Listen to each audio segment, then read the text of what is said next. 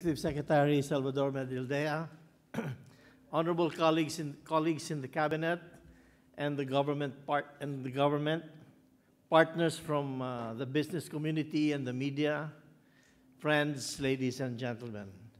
Good afternoon. This forum seeks to provide a comprehensive overview of the economic program of the Duterte administration. This program needs wider public discussion and a broader base of support. The 10-point economic program of the Duterte administration takes into account the large trends defining our economic opportunities.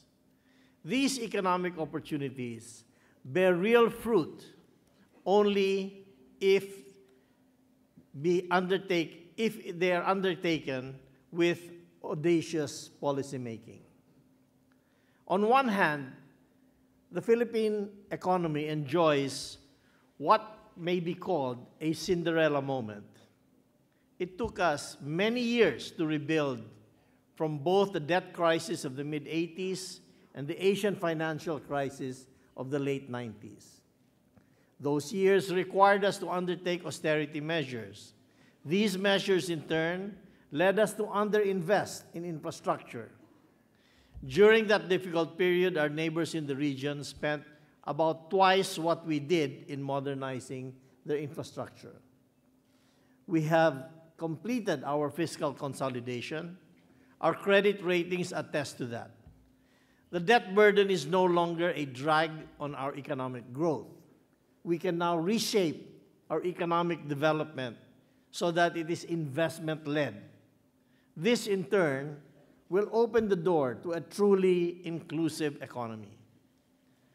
The investment-led growth pattern creates jobs and opens more economic opportunities for our people. We are now actively seeking investments not only to rebuild our depleted manufacturing sector, but also to capitalize our agriculture to make it more efficient. On the other hand, the Philippines now looks forward to what has been called a demographic sweet spot. As the populations of some of the more mature economies in Asia begin to age, we are looking forward to the entry of millions of young Filipinos into the workforce. We must invest in them and make them globally competitive. We must prepare the economy to provide meaningful jobs for them, or else risk building an alienated and discontented generation. The demographic sweet spot is both a challenge and an opportunity. It is a test of our ability to govern and chart the nation's future. Seizing the opportunities offered by this demographic advantage requires shaping our country's economic development beginning at this time. We must build a truly inclusive economy. To do so, our economy should be investment-led, creating new jobs and opening opportunities for all. In the decades when we neglected our infra, while our neighbors rapidly built up theirs, we lost out on competitiveness. For an archipelagic country, poor infrastructure is debilitating. It raises the cost of transporting goods between islands. That is the reason our food price regime is high. Our congested roads and ports discouraged investors who need to operate on just-in-time deliveries. Our high power costs and unstable supply discouraged investments in manufacturing. If we examine all the reasons why the Philippines fell behind the other economies of this dynamic region, it has much to do with poor infrastructure. It is here where we should begin rebuilding our competitiveness. There are a number of other reasons as well. Our personal and income tax rates are higher than the rest of the region. We cannot expect companies to set up shop here if we tax them more than our neighbors do. Realigning our income tax rates is a measure intended not only to increase disposable income of the workers, but also raise our economy's competitiveness. Our program of infrastructure build-up will entail trillions in economic investments. We need to undertake these investments for the sake of the next generation of Filipinos, or else they will remain in the same poverty trap we found ourselves in. Later in today's program, we will outline specific infra projects in the pipeline to be presented by the Department of Transportation, the DPWH, and the BCDA. Realigning income tax rates, however, will bring down revenues, even as we improve tax administration and broaden the tax base.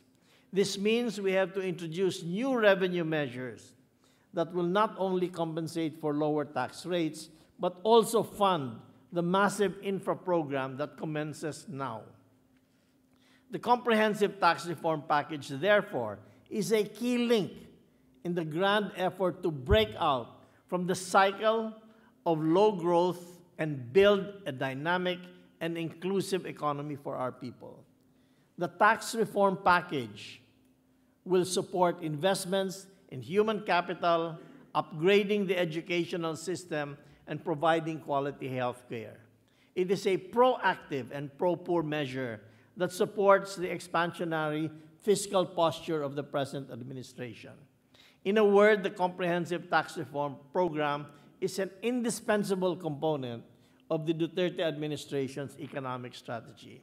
This is an audacious strategy that seeks to lift our country to middle-income status by 2022 and high-income status by 2040. We do not intend to fail in meeting the challenges of this time. We may no longer enjoy the happy conjuncture of low interest rates, market liquidity, a benign oil price regime, a strong support of countries like China and Japan, and an investment-grade credit rating and a young labor force. This is the time to move decisively.